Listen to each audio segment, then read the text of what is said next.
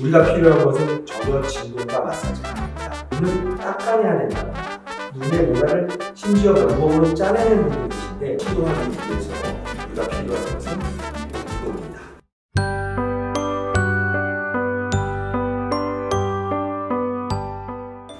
안녕하세요. 서울 글로우 안과 차용재 원장입니다. 누구나 흔히들 알고 있는 온찜질 방법, 안구건조증을 집에서 자가로 치료할 수 있는 몇 가지 방법 중에 가장 효과적이고 가장 손쉬운 방법 중에 하나인 온찜질을 하는 방법에 대해서 확실하게 정리를 해드리겠습니다. 아주 간단하게 정리를 해드릴 예정이니까 집중해서 시청해주세요. 온찜질을 하는 방법 하면은 맨 처음 생각나는 것은 젖은 수건이에요. 수건을 이렇게 푹 적셔가지고 쭉 짜내요. 그러면은 이제 물기가 남은 수건이 톡톡톡 털고 수건을 접어서 할 수 있다. 우리가 좀 오해하기 쉬운 게 뜨거운 물을 틀어놓고 기다리는 거예요. 그래서 막 기다려서 정말 연기가 나는 뜨거운 물이 됐을 때 뜨거워 이러면서 수건을 적셔가지고 뜨거워진 수건을 이렇게 짜면서 뜨거워 너무 힘들어 이렇게 하실 필요는 없고요. 수건을 적셔서 해야 되는 상황이라면 찬물에 수건을 적셔서 쭉 짜낸 다음에 찬물의 물기를 아주 최소한 적당하게 남겨놓고 그 수건을 활용해서 전자레인지를 이용해서 수건을 데피고 그 데펴진 수건 온도가 치료가 될 만한 온도로 올라간 그 수건을 이용해서 온찜질을 하는 방법을 권유를 드리는 겁니다. 자, 젖은 수건이 왔습니다. 찬물로 적신 겁니다. 감사합니다. 자, 보시다시피 찬물에 젖은 수건이에요. 찬물에 젖은 수건은 물이 뚝뚝 떨어지지 않죠. 찬물에 수건을 적시고 수건을 보시면 이렇게 해서 잡으세요. 물이 뚝뚝 떨어지지 않죠. 이렇게 물을 짜요. 물을 짜낸 다음에 이거를 수건을 한 번 접고 두 번 접고 그 다음에 세 번, 네 번 이렇게 접으면 눈에 올릴 수 있는 사이즈가 돼요. 그래서 이렇게 가로로 길게 수건을 만들어요. 이 수건을 전자레인지 아시죠? 전자레인지에 그냥 넣지 마시고요. 전자레인지 여러 음식들을 조리하다 보면 전자레인지 안에서 사실은 어떤 균들이 좀 자랄 수 있고 또 오염되어 있을 수도 있어요. 이런 깨끗한 비닐 아시죠? 두꺼운 비닐 말고 전자레인지에 사용할 수 있는 비닐도 있어요. 그래서 비닐 안에 젖은 수건을 넣은 다음에 이렇게 수건을 이렇게 접습니다. 적당히.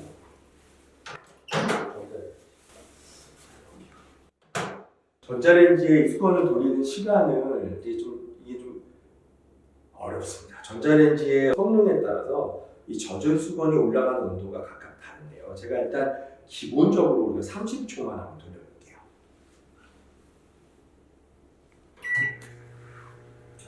보이시죠? 30이라는 숫자가 시작됐습니다.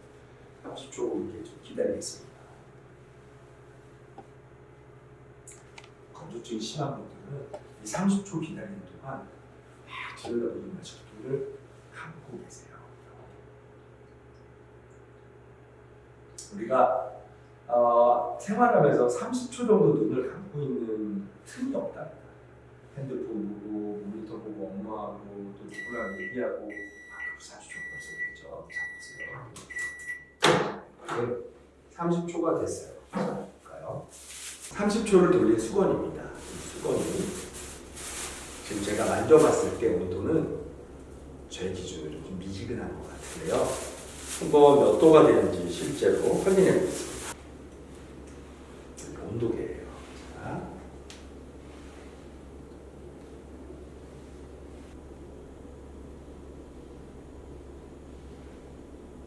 네, 한 37도 내외 정도에서 멈추네요. 이 안쪽의 온도라고 하죠. 그러면 이 바깥쪽의 온도를 한번 재볼게요. 33도, 34도. 전반적으로 수건의 온도는 젖은 수건을 전자레인지에 돌렸을 때는 이 수건 내부 접혀있는 부분의 온도와 겉에 부분의 온도의 차이가 굉장히 많이 나고 실제로 제가 손을 댔을 때 그렇게 뜨끈뜨끈한 느낌이 아니라 아주 미지근한 느낌입니다. 그래서 안구건조증 치료의 목적으로 온찜질을 할 때 치료가 잘 되기 위한 효과적인 찜질 온도가 한 40도에서 45도 사이가 돼야 이 눈꺼풀 속에 있는 눈물샘 흔히들 이름을 마이봉샘이라고 알고 계시는 유분 성분이 나오는 눈물샘 안쪽에 40도 정도의 온도를 전달할 수가 있거든요. 그런데 지금 이 젖은 수건 30초 돌렸을 때 온도로는 부족할 것 같습니다. 조금 한번 더 돌려볼게요. 마찬가지로 저는 눈을 감고 있을 거예요. A few moments later. 네, 자, 측정을 해보죠. 30초를 돌린 후에 몇 분이 지났고 다시 30초를 돌렸는데 딱 만졌는데요. 엄청 뜨거워요. 이게 만지기 좀 힘든 정도로 뜨거워지거든요. 자, 온도를 한번 재볼게요. 네, 분명히 30초 돌리고 미지근하고 몇 분 동안 제가 여러 말씀을 드리고 접었다 폈다 수건을 하고 30초를 더 돌렸는데 온도는 바로 50도에 육박하게 올라가고 있습니다. 50도 가까이 되면 눈 주변 피부가 굉장히 얇기 때문에 화상의 위험이 아주 높습니다. 그래서 이 젖은 수건으로 50도가 넘었는데요. 젖은 수건으로 눈꺼풀 주변에 온찜질을 하는 것이 굉장히 어렵습니다. 50도인 이 수건을 제가 한번 펼치고 싹 펼쳐서 한 김을 털어요. 옛날에 우리 어머니들이 빨래하던 생각이 나네요. 이렇게 이제 다 털어요. 턴 다음에 다시 한번 이 젖은 수건을 접고 온도를 재볼게요. 35도대로 떨어져요. 이러면 치료 효과가 없습니다. 적당한 온도를 유지, 5분 정도는 유지해야 되고 그 온도가 유지되는 거가 어렵다, 이런 결론입니다. 두 번째로 요새 흔히들 많이 사용하시는데 인터넷에 이제 검색을 해보면 뭐 쿠땡이나 뭐 이렇게 내 땡땡 쇼핑에서 온찜질 눈 마사지기 하면 엄청나게 많은 제품들이 나와 있어요, 시중에. 그런데 이제 거기에는 온도를 조절하는 온도가 나와 있는 게 아니라 강, 중, 약 뭐 이런 식으로 돼 있거나 아니면은 저온, 고온 이렇게 되어 있겠죠. 그 온도를 몇 도인지를 아는 게 되게 중요합니다. 그래서 이 유튜브를 시청하시는 환자분들께서는 갖고 있는 기계가 있다면 온도를 한번 측정해 보세요. 온도를 측정할 수 있는 이런 장비들도 또 같은 쇼핑몰에서 팔고 있어요. 그래서 이걸 구입하셔가지고 환자분이 갖고 계시는 온찜질용 마사지, 눈 마사지기가 몇 도까지 온도가 올라가는지를 측정해 보셔서 40에서 45도 사이가 적당하겠다. 그렇게 해서 그걸 활용하는 법을 좀 연구해 보시고, 눈찜질용 마사지기의 진동 기능이나 눈꺼풀 주변을 근육을 풀어주는 마사지 기능이 있다면 자주 사용하시면 절대 안 됩니다.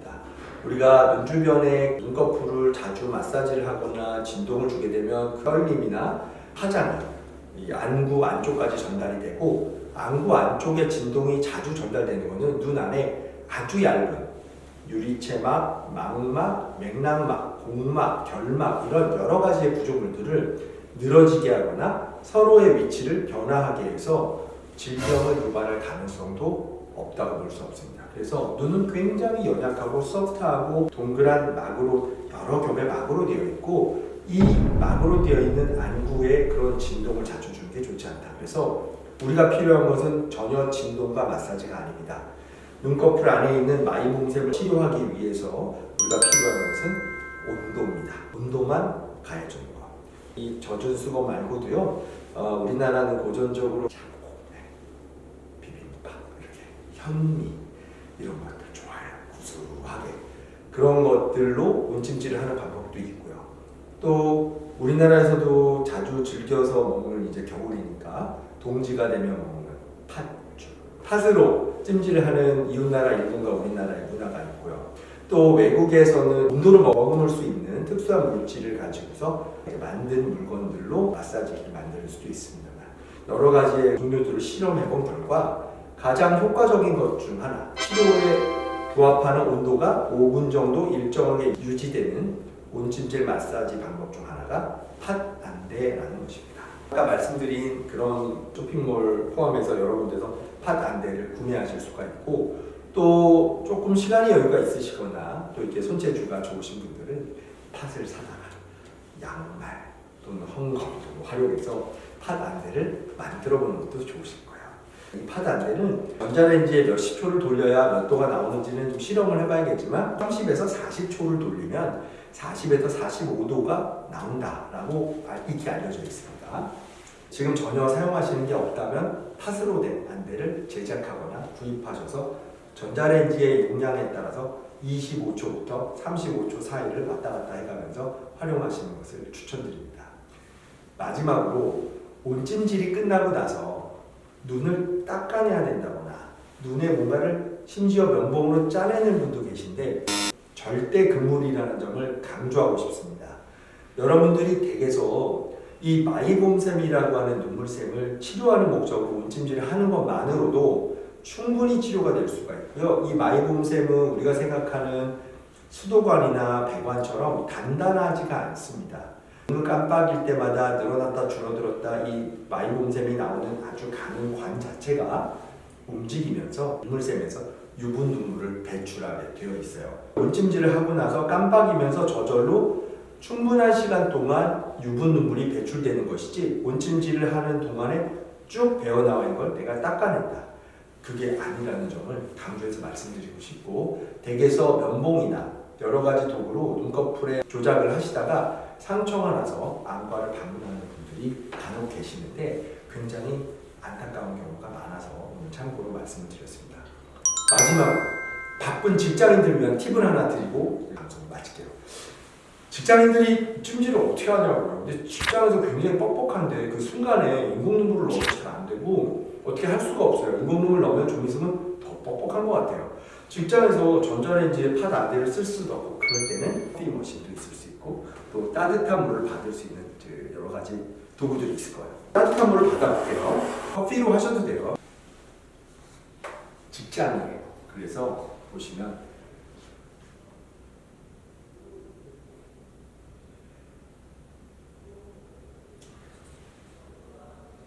눈이 굉장히 시원합니다. 그래서 사무직인 우리 젊으신 시청자분들 여건이 허락하시면 따뜻한 차나 티를 마실 때 올라오는 힘으로 눈을 촉촉하게 할 수 있다. 인공눈물이 없을 때는 굉장히 도움이 될 수 있다는 점을 참고로 활용 팁으로 말씀드렸습니다. 자, 오늘 온찜질에 관해서 간단 명료하게 말씀드린 오늘의 촬영을 여기서 마치겠습니다. 감사합니다.